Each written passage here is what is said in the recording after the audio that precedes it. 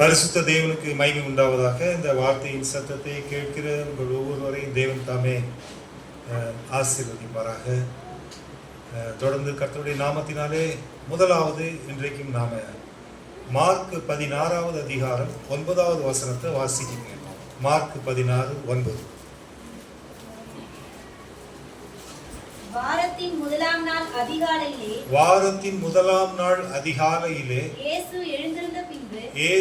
எழுந்திருந்த பின்பு மகதலேனா மரியாளுக்கு முதல் தரிசனமானார்.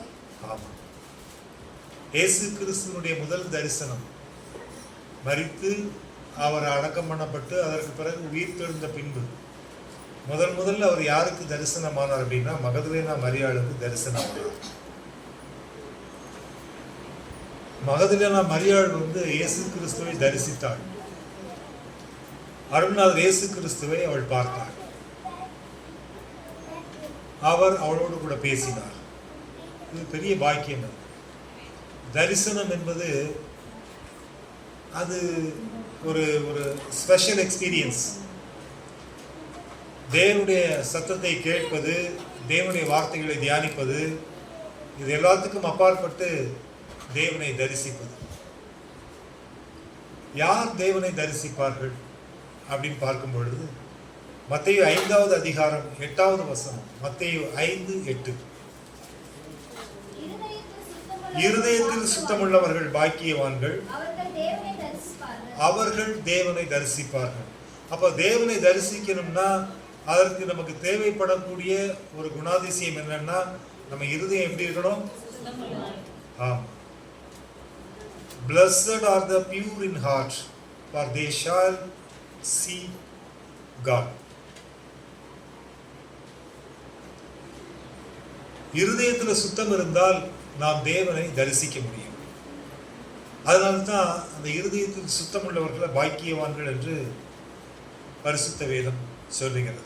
சரி, இன்னைக்கு நம்ம என்ன இன்ஃபர்மேஷன்ஸ் பரிசுத்த ஓய்வு நாளில் பரிசுத்த தேவன் நம்மோடு கூட சொல்ல விரும்புகின்ற வார்த்தை என்னவென்று சொன்னால், நீதிமொழிகள் 23வது அதிகாரம் 26வது வசனம். நீதிமொழிகள் 23:26.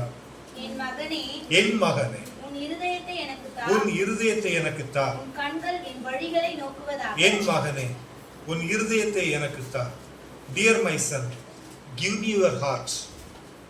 ஆண்டவர் இன்றைக்கு உங்களிடத்தில் கேட்கக்கூடிய ஒரு காரியம்.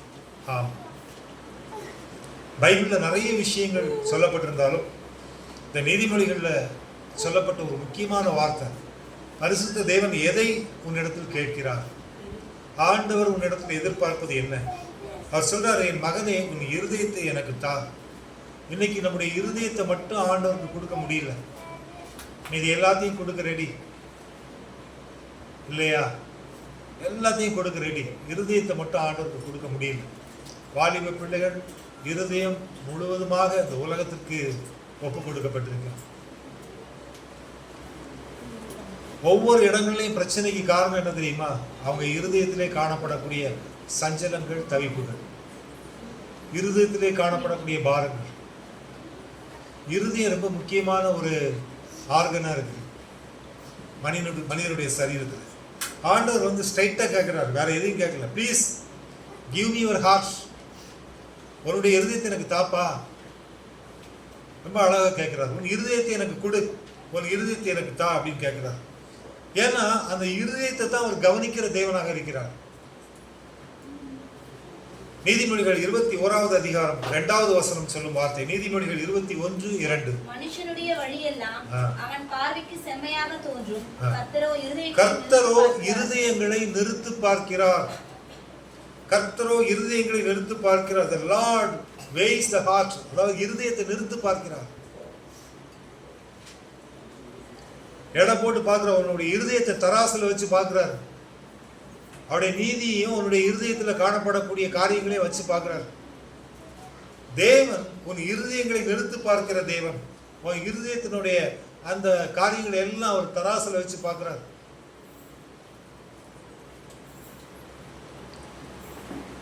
இருதயத்தில் என்ன இருக்கு?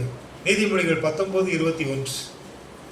நீதிமொழிகள் மனுஷனுடைய இருதயத்துல நிறைய எண்ணங்கள் இருக்கு. Lot of thoughts, many of the plans. மனுஷனுடைய இருதயத்துல நிறைய எண்ணங்கள் இருக்கு. ஆமா, அவன் பாருங்க, இருதயத்துல வந்து பார்த்தாச்சுன்னா நினைச்சு பார்க்கவே முடியாது. இருதயத்திலே நிறைய காரியங்கள் ஓடிக்கிட்டே இருக்கும். அந்த எண்ணங்கள், தாட்ஸ் எல்லாம் எங்க இருக்குன்னா இருதயத்துல இருந்து தான் புறப்படுது. அந்த ஃப்ளைட்டில் போயிருக்கவே மாட்டோம், நம்ம அந்த ஃப்ளைட்டில் போகிற மாதிரியே நினச்சி போய் லேண்ட் ஆகிற மாதிரி. ஆமாம், ஒரு சில காரியங்கள் வாழ்க்கையில் இருதயத்திலே ஓடிட்டு இருக்கோம், வெளியில் அது நடக்காத காரியங்களாக இருக்கும். இங்கே மனுஷனுடைய இருதயத்தின் எண்ணங்களை அவர் பார்த்து கொண்டிருக்கிற தேவன். அவருடைய அந்த ஜட்ஜ்மெண்ட், அவருடைய ரிசல்ட், நமக்கு கொடுக்கக்கூடிய அந்த ரிசல்ட், நம்ம எதிர்பார்க்கிற அந்த ரிசல்ட் அவர் எதை பேஸ் பண்ணி கொடுக்குறாருன்னா, நம்ம இருதயத்தில் இருக்கக்கூடிய அந்த எண்ணங்கள்,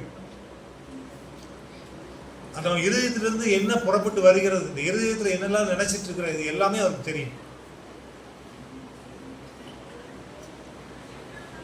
எரேமியாவின் புத்தகம் 17வது அதிகாரம் 9-10. எரேமியா 17:9-10. எல்லாவற்றை பார்க்கிலும் இருதயமே, எல்லாவற்றை பார்க்கிலும் இருதயமே திருக்குள்ளதும் மகா கேடுள்ளதுமாய் இருக்கிறது. அதை அறியத்தக்கவன் யார்? Who can understand it? யாருக்கு தெரியும்? ஆமா, இருதயத்தில் காணப்படக்கூடிய திருக்கும் கேடும் யாருக்குமே தெரியாது. அதை அறியத்தக்கவன் யார் என்று இங்க பார்க்கின்றோம். சரி, அதை அறியக்கூடியவர் யாரு? அடுத்த வசனத்தில் இருப்பாங்க. கர்த்தராகிய நானே ஒவ்வொருவனுக்கும் அவனவன் வழிகளுக்கும் செய்கைகளின் பலன்களுக்கும் தக்கதை கொடுக்கும்படிக்கு இருதயத்தை ஆராய்கிறவரும் உள்ளந்திரியங்களை சோதித்து அறிகிறவருமாய் இருக்கிறேன்.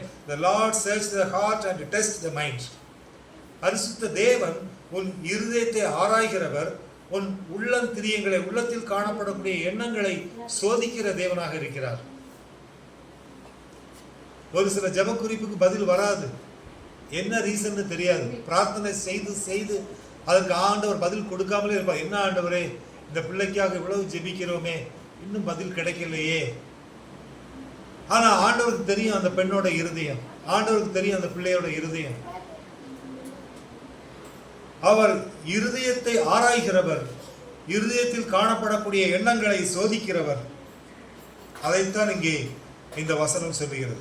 சரி, நீங்க எல்லாரும் உட்கார்ந்து இருக்கிறீங்க, உங்க இருதயம் இப்போ முழுசா இந்த இடத்துல நீங்க இருக்கிற உங்களுடைய இருதயம் தேவனை குறித்து தான் சிந்திச்சுட்டு இருக்குதா, இல்லை இந்த வார்த்தையை கவனமாக கேட்டுட்டு இருக்கீங்களா, இல்லை வேற ஏதாச்சும் யோசனையில் இருக்கீங்களா? அதுக்கும் பைபிள் ஆன்சர் வச்சிருக்கிறார். எசேக்கியேல் புத்தகம் 33வது அதிகாரம். எசேக்கியேல் 33:30. மேலும் மனுபுத்திரனே, உன் ஜனத்தின் புத்திரர் சுவரோரங்களிலும் வீட்டு வாசல்களிலும் உன்னை குறித்து பேசி கர்த்தரிடத்திலிருந்து புறப்பட்ட வார்த்தை என்று கேட்போம் வாருங்கள் என்று ஒருவரோடு ஒருவரும் சகோதரனுடைய சகோதரனும் சொல்லி. பாருங்க, வீட்டுல படிக்கட்டுல உட்கார்ந்து பேசும்போது, அந்த திண்டுல உட்கார்ந்து பேசும்போது, நாளைக்கு ஞாயிற்றுக்கிழமை சர்ச்சுக்கு மறக்காம வந்துருப்பா, கர்த்தருடைய வார்த்தையை கேட்கணும், அப்பதான் வாழ்க்கையில உருப்பட முடியும். வெளியில நல்லா தான் பேசுறாங்க, சகோதரனோட சகோதரன் சொல்லி. 31வது வசனம். ஜனங்கள் கூடி வருகிற வழக்கத்தின்படி, ஆமா, உன்னிடத்தில் வந்து உனக்கு முன்பாக என் ஜனங்கள் போல் உட்கார்ந்து அப்படின்னா ஆண்டவருடைய பிள்ளை. என்ன போல பக்தி வேற யாருமே கிடையாது. ஆமா, சோத்ர ஐயா, சோத்ர ஆண்டவரே, praise lord brother, praise lord sister. அவ்வளவு பவ்யமா என் ஜனங்கள் போல் உட்கார்ந்து ஆண்டவர் சொல்றாரு, என் பிள்ளை போல வந்து உட்கார்ந்து நீ சொல்லக்கூடிய வார்த்தையை கேட்கிறாங்க. ஆனாலும் அவர்கள் அவைகளின்படி செய்கிறது இல்லை, அவைகளின்படி செய்கிறது இல்லை, அவைகளின்படி செய்கிறது இல்லை. They hear what you say but they will not do it. வார்த்தையை நல்லா கேட்கிறாங்க, ஆனா செய்ய மாட்டாங்க. அடுத்து என்ன போட்டிருக்கு? அவர்கள் தங்கள் வாயினாலே இன்பமாய் பேசுகிறார்கள், அவர்கள் இருதயமோ இருக்கிறது. ஆமா, பாருங்க இங்கிலீஷ்ல அழகா போட்டு their heart is set on other gains. இந்த உலகத்தில் இருக்கக்கூடிய மற்ற காரியங்களை குறித்து தான் இருதயம் ஃபுல்லா நிரம்பி இருக்கலாம். பிள்ளையை பத்தி, பேர பிள்ளையை பத்தி, வீட்டை பத்தி, அந்த பிரச்சனை இந்த பிரச்சனை, மாமா மச்சானை பத்தி, வேலையை பத்தி, பொண்டாட்டியை பத்தி, புருஷனை பத்தி, இதே தான் மைண்ட் இருக்குதான். எங்க? சர்ச்சுக்குள்ள. இங்க வசனம் சொல்லுது அவர்கள் இருதயமோ, ஆமா, பல எண்ணங்களோடு அந்த இருதயம் காணப்படுகிறது. வாயினால் இன்பமாய் பேசுகிறார்கள்.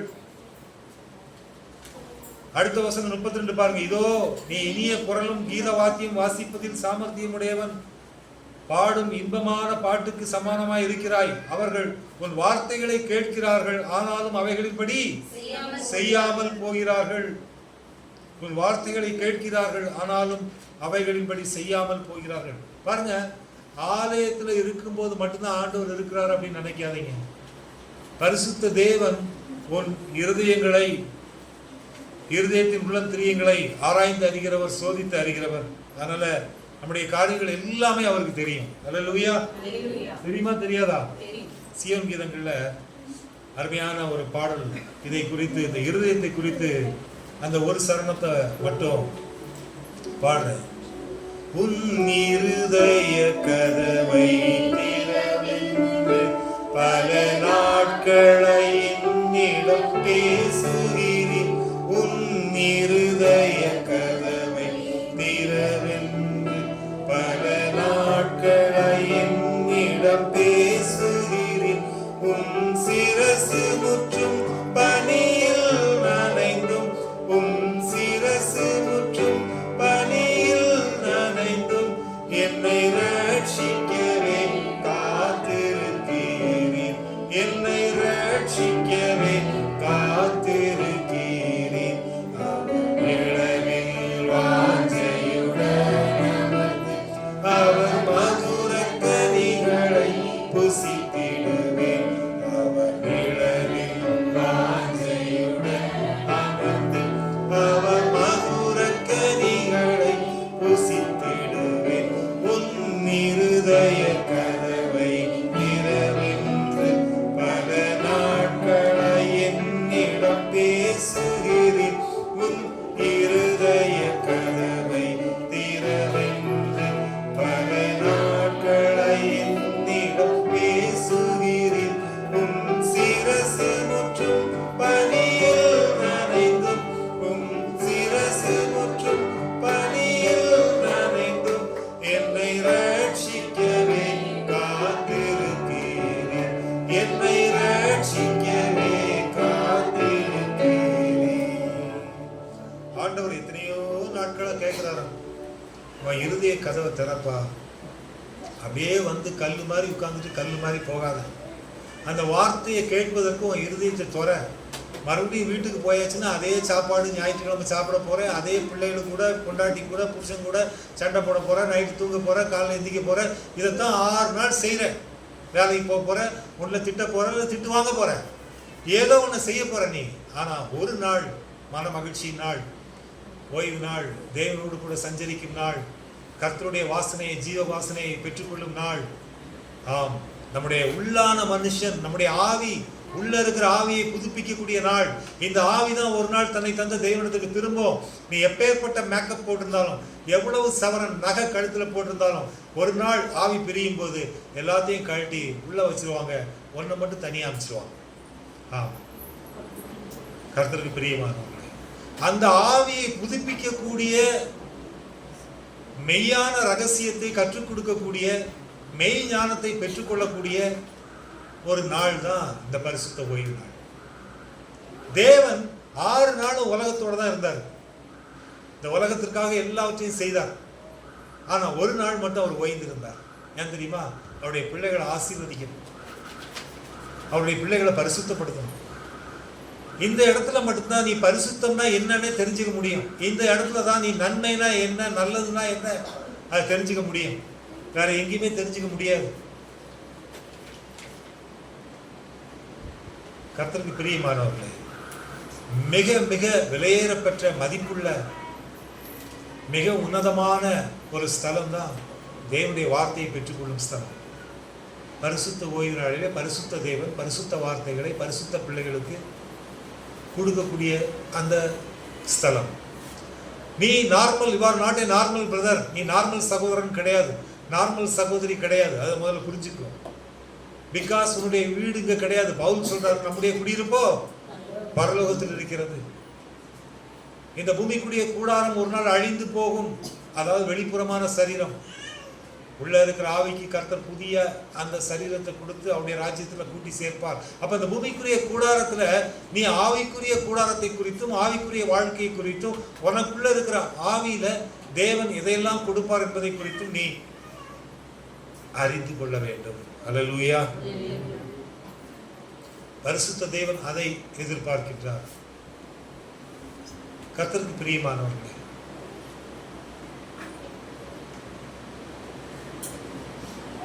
நம்முடைய இருதயம் தேவனுடைய வசனத்தை பெற்றுக்கொள்ள வேண்டும். என் மகனே, உன் இருதயத்தை எனக்கு தா. Dear my son, please give me your heart.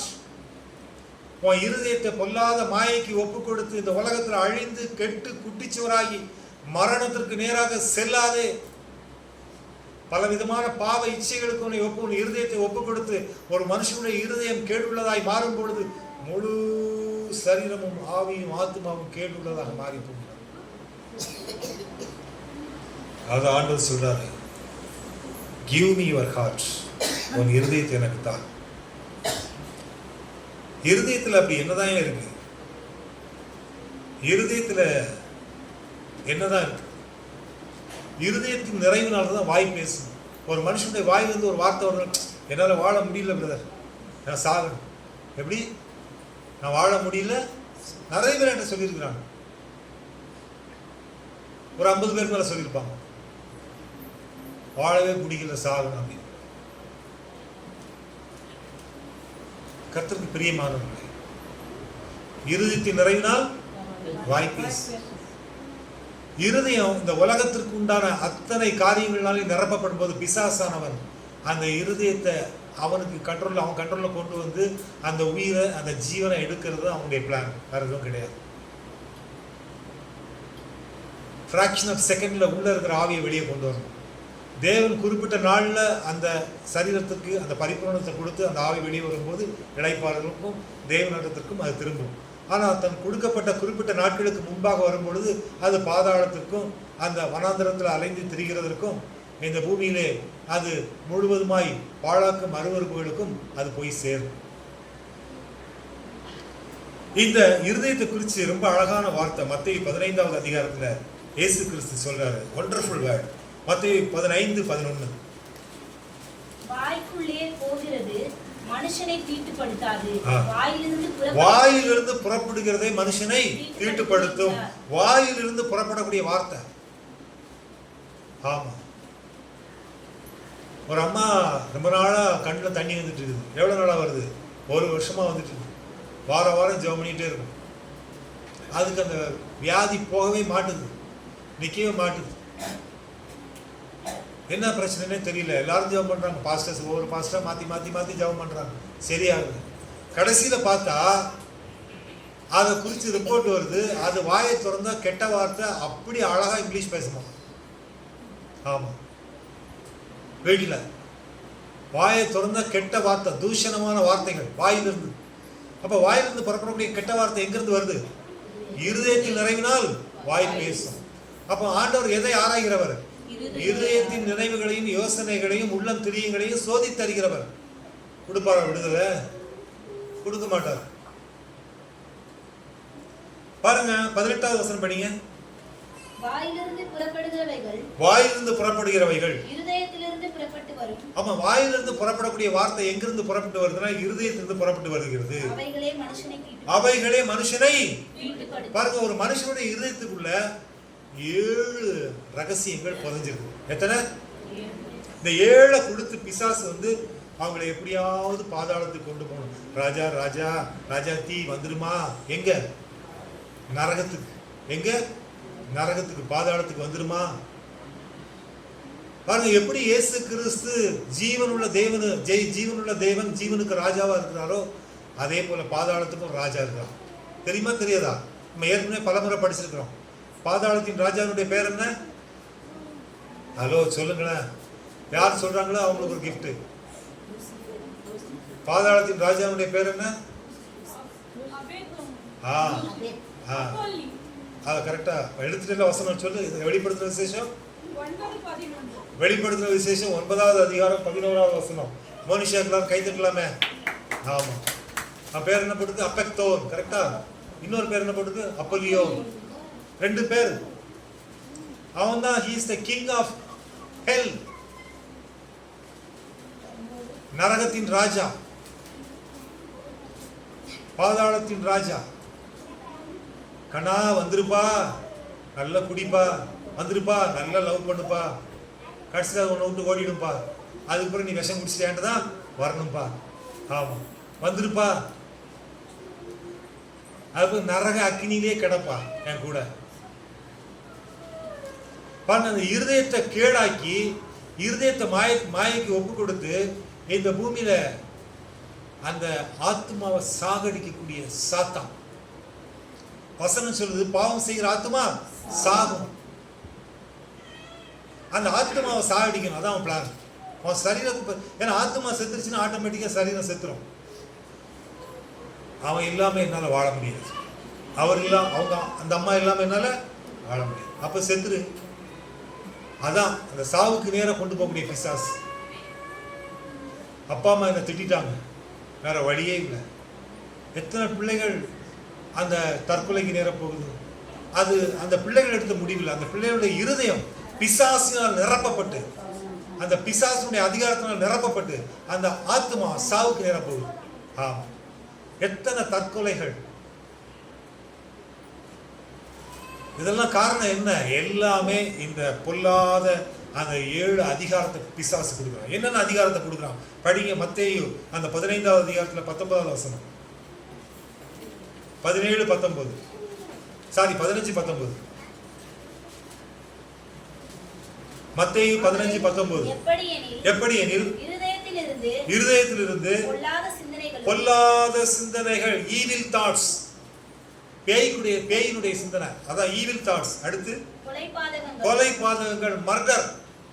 அடுத்து விபச்சாரங்கள், அடல்ட்ரி, வேசித்தனங்கள், செக்ஸுவல் இம்மோரலிட்டி, களவுகள், தெஃப்ட், பொய் சாட்சி, ஃபால்ஸ் விட்னஸ், ஸ்லாண்டர். ஆமா, இந்த 7 விஷயங்கள் பிசாசு கொடுப்பான்.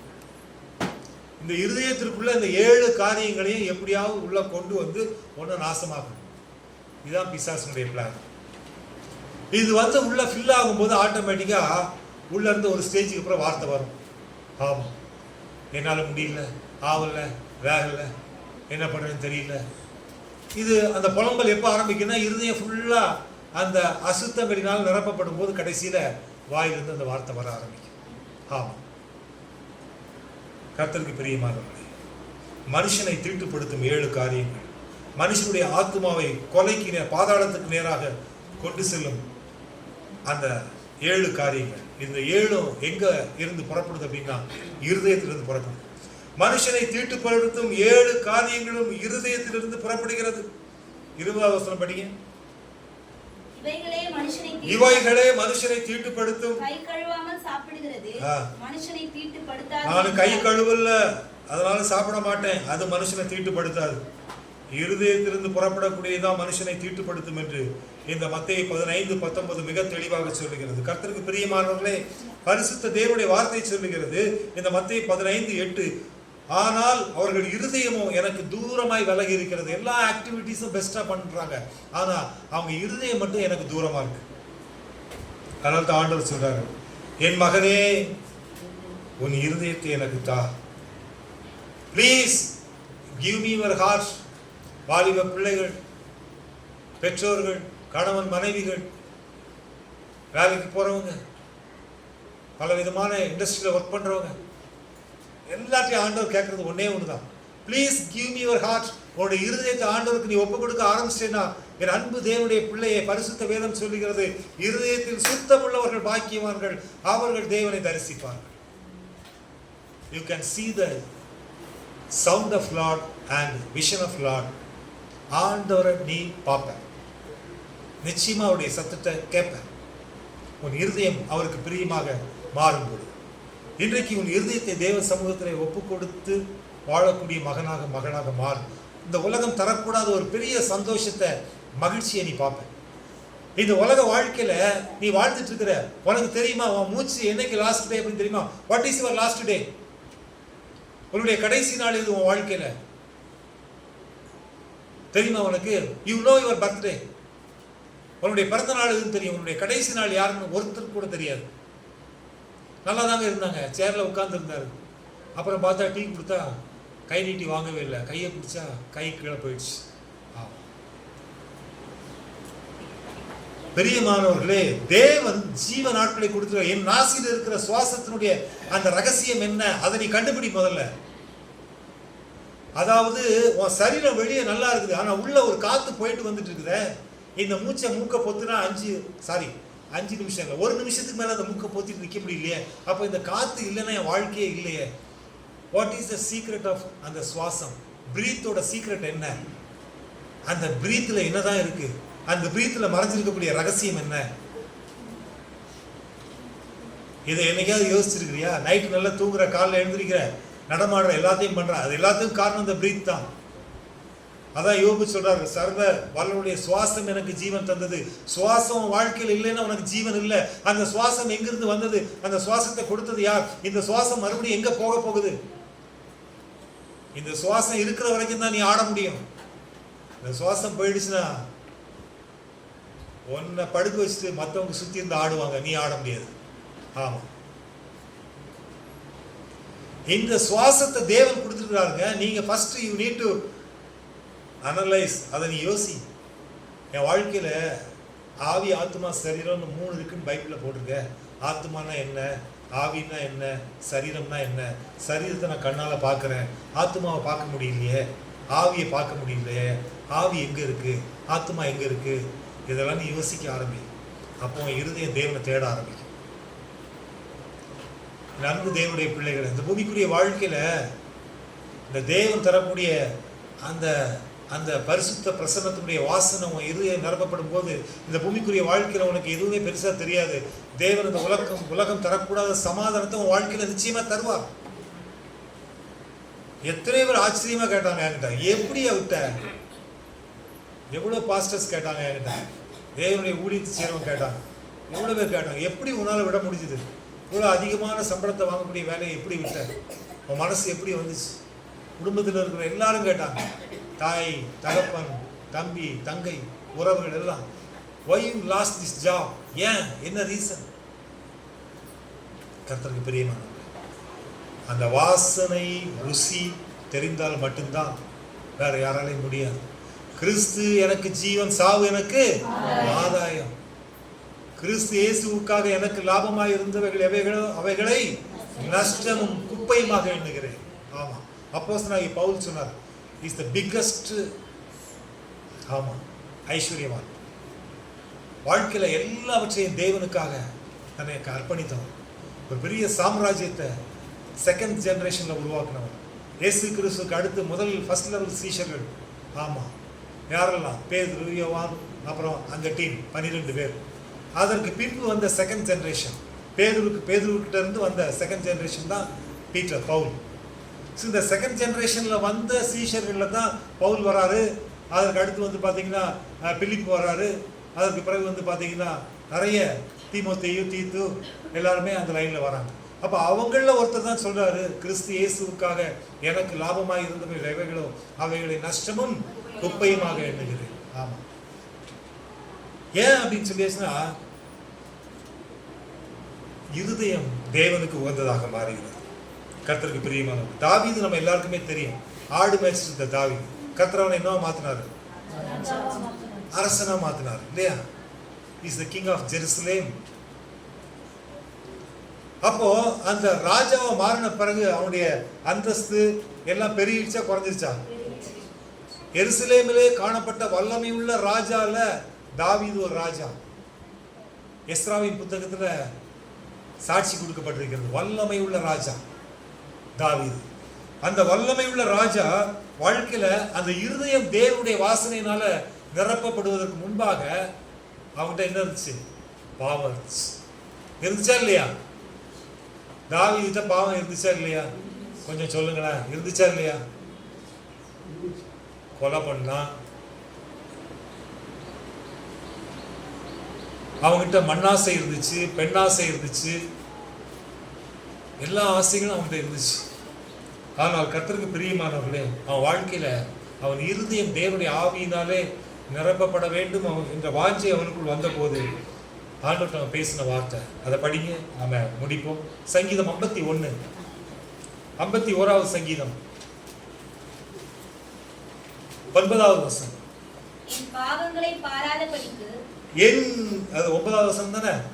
என் பாவங்களை பாராதபடிக்கு நீர் உமது முகத்தை மறைத்து, நீர் உமது முகத்தை மறைத்து என் அக்கிரமங்களை எல்லாம் நீக்கி அருளும். என் அக்கிரமங்களை எல்லாம் நீக்கி அருளும். அப்பா, என்னுடைய அக்கிரமங்களெல்லாம் என்னுடைய அக்கிரமத்தெல்லாம் நீக்கிடுங்கப்பா. என் அக்கிரமங்கள் எல்லாம் என்னை விட்டு நீக்கிடுங்கப்பா.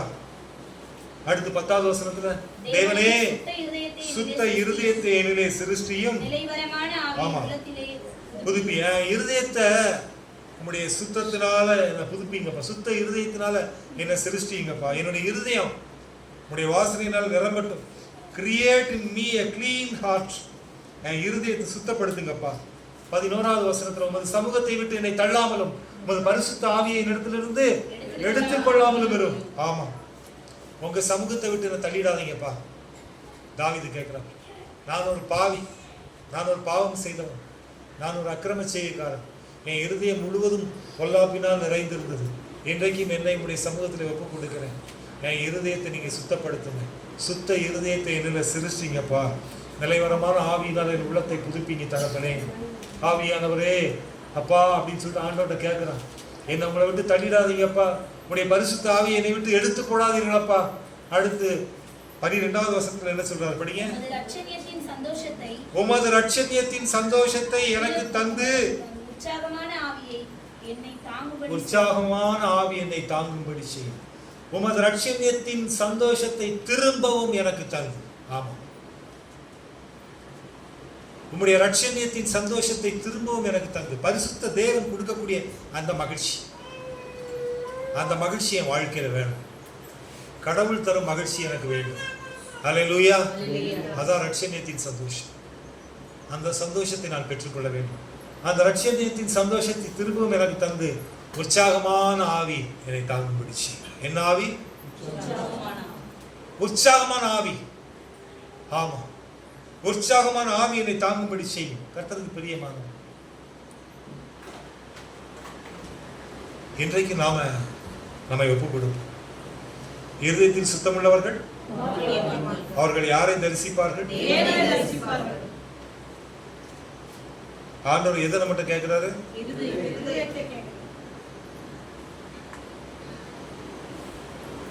மகதலேனா மரியாள் யாரை தரிசித்தாள்? யாரை தரிசித்தாள்? இயேசு கிறிஸ்துவை தரிசித்தாள். மகதலேனா மரியாள் பாவியா? பிரதான பாவி. அவர் பாவி. வேதத்துல எல்லாராலும் வெறுக்கப்பட்ட ஒரு ஸ்திரீ மகதலேனா மரியாள். பாருங்க, அந்த பாவியான ஸ்திரீ அவள் இருதயம் இறை வார்த்தையினால் நிரப்பப்பட்ட போது தேவனுக்கு உகந்த மகளாக மாறினார். லூக்காவின் புத்தகத்துல 7வது அதிகாரத்துல 39வது வசனத்துல அவளை பரிசேயர்கள் கண்டபோது அந்த ஸ்திரீ இன்னாள் என்றும் இப்படிப்பட்டவள் என்றும் அறிந்திருப்பார், இவள் பாவியா இருக்கிறாளே என்று தனக்குள்ளே சொல்லிக் கொண்டார்கள். சுத்தி இருக்கிற எல்லாரும் அவ பாவியான ஸ்திரீ அப்படிங்கிறாங்க. 47வது வசனத்துல ஆண்டவர் சொல்றாரு, நான் உனக்கு சொல்லுகிறேன், இவள் செய்த அநேக பாவங்கள் மன்னிக்கப்பட்டது. இவள் மிகவும் அன்பு கூர்ந்தாளே. ஆண்டவர் அவள் செய்த அநேக பாவங்களை மன்னித்தார். இந்த பூமியில பாவம் செய்யாதவங்க யாரும் கிடையாதுங்க. நான் ரொம்ப பரிசுத்தவான், ஆமா நான் வெள்ளையும் சொல்லையும் போட்டுக்கிறேன், நான் ரொம்ப பரிசுத்தவான், என்ன போல பரிசுத்தவான் யாரும் கிடையாது. அதெல்லாம் வேலைக்கு ஆகாது. தேவன் ஒருவனை தவிர நல்லவன் ஒருவனுமே இல்லை. பாருங்க, இந்த பூமிக்குரிய வாழ்க்கையில எல்லாருமே பாவிதான்.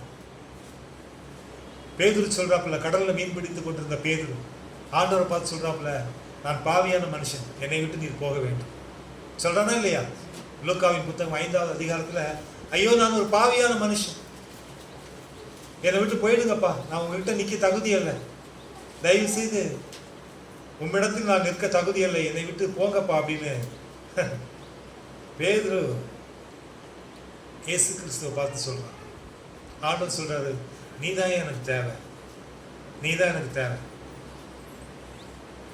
கர்த்தருக்கு பிரியமானவர்களே, ஆண்டவர் நேசிக்கிறார்.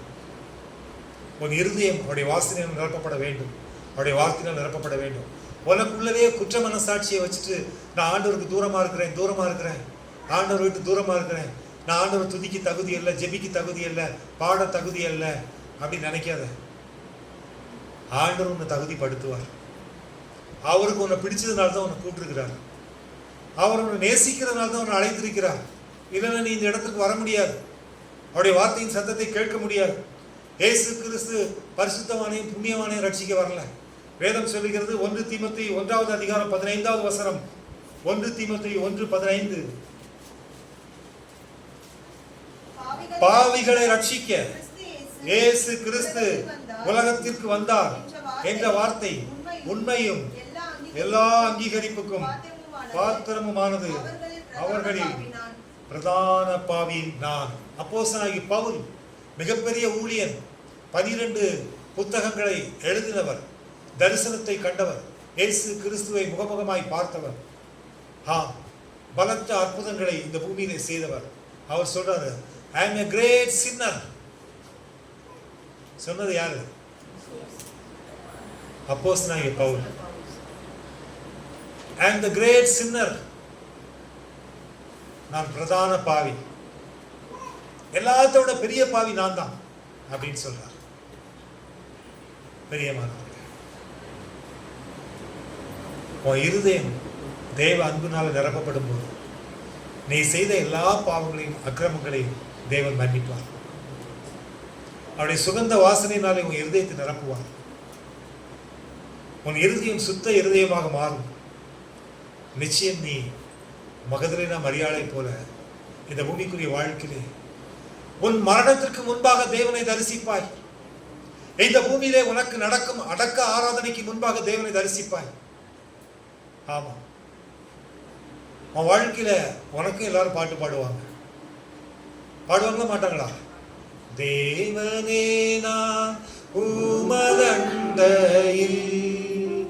இன்னும் நெருங்கி சேர்வதே நாவல் பூமியில், இன்னும் நெருங்கி சேர்வதே நாவல் பூமியில். என் அன்பு தேவனுடைய பிள்ளைகளே, நீ 100 பேருக்கு மரணத்துக்கு முன்னாடி பாடலாம், ஆனா கடைசியில் இந்த பாட்டு உனக்கும் பாடுவாங்க. இந்த பாடலை உன்னை சுற்றி அத்தனை பேரும் பாடுவதற்கு முன்பாக, உன் வாழ்க்கையில உன் மரணத்துக்கு முன்பாக இந்த பரிசுத்த தேவனை அப்போஸ்தலனாகிய பவுல் தரிசித்தது போல, இந்த பரிசுத்த தேவனை 100க்கு அதிபதியாகிய கொர்நேலியு தரிசித்தது போல நீயும் தரிசிக்க வேண்டும். இந்த தேவனை பார்க்க வேண்டும், இந்த தேவனுடைய சத்தத்தை கேட்க வேண்டும். ஒரு பாவியாகிய மகதலேனா மரியாள், இந்த உலகம் முழுவதும், இந்த சமுதாயம் முழுவதும் அவளோட பாவி, அவன் போய் இயேசு கிறிஸ்து கிட்ட போய் நிற்கிறாள, ஒரு பாவியான ஸ்திரீ அப்படின்னு சொல்லிட்டு உலகம் முழுவதும் தெரிஞ்ச ஒரு பெண். அந்த கிராமத்தில் இருக்கிற எல்லாருக்குமே தெரியும், பெத்தானியால இருக்கிற எல்லாருக்குமே தெரியும் அவள் ஒரு பாவியான ஸ்திரீ. ஆமா, அவன் போயிட்டு அவர்கிட்ட போய் நிற்கிறான், அவர் காலை பிடிச்சி நிற்கிறான் அப்படின்னு சொல்லிட்டு அவளை கேவலமா பார்த்தாங்க. ஆனா இயேசு கிறிஸ்து, ஆமா, ஃபர்ஸ்ட் விஷன், முதல் தரிசனமே அவளுக்கு தான் கொடுத்தார். அல்லேலூயா! எத்தனை மேன்மை உள்ள தேவன்! ஃபர்ஸ்ட் விஷன், முதல் தரிசனம் மகதலேனா மரியாள். எந்த சீஷனுக்கு இல்லை, இரத்த சாட்சியாக மரித்த சீஷனுக்கு கூட இல்லை. ஆமா, மகதலேனா மரியாளுக்கு தரிசனம் ஆனார். அன்பு தேவனுக்கு பிரியமானவர்கள், கர்த்தர் உன்னோடு கூட பேசுவார், உனக்கு தரிசனமாவார். இன்றைக்கு உன் இருதயத்தை தேவனுக்கு ஒப்புக்கொடு. Dear my son, dear my daughter, dear my brother, sister, please give me your heart. உன் இருதயத்தை எனக்கு தா. ரொம்ப வேதனையோடு ஆண்டவர் கேட்கிறார், உன் இருதயத்தை எனக்கு கொடுப்பையா? ஆமா, உன் இருதயம் இடத்தில் வரும்பொழுது அது சுத்தமுள்ளதாக மாறும். நான் உன்னோடு கூட பேச முடியும், உன்னை பார்க்க முடியும், உன்னை அணைக்க முடியும், உன்னை ஆற்ற முடியும், உன்னை தேற்ற முடியும், உனக்கு சகாயம் செய்ய முடியும், உன்னோடு கூட இருக்க முடியும். அல்லேலூயா.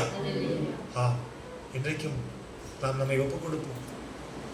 பரிசுத்த தேவன், சுத்த இருதயம் உள்ளவர்கள் பாக்கியவான்கள், அவர்கள் தேவனை தரிசிப்பார்கள் என்ற வார்த்தையின்படி நாமும் கூட அந்த தகுதியை பெற்றுக்கொள்வோம். நாம் ஒருவேளை இந்த பூமிக்குரிய வாழ்க்கையில் அநேக பாவங்களை செய்திருந்தாலும் தாவீது தேவ சமூகத்திலே கேட்டது போல, கர்த்தாவே, சுத்த இருதயத்தை என்னுடைய சிருஷ்டி, நிலைவரமான ஆவியை என் உள்ளத்திலே புதுப்பி, அந்த ரட்சணியத்தின் சந்தோஷத்தை எனக்கு தாரும், உற்சாகமான ஆவியினாலே என்னை நிரப்பும் என்று சொல்லி ஒப்பு கொடுப்போம். கர்த்தர் இந்த பூமியிலே நமக்கு வைத்திருக்கிற மகிழ்ச்சியும் சந்தோஷத்தையும் தந்து நம்மை நடத்துவார். எல்லா கஷ்டங்களையும் நம்மை விட்டு நீக்குவார். தேவன் தாமே உங்களை ஆசீர்வதிப்பாராக. God bless you all.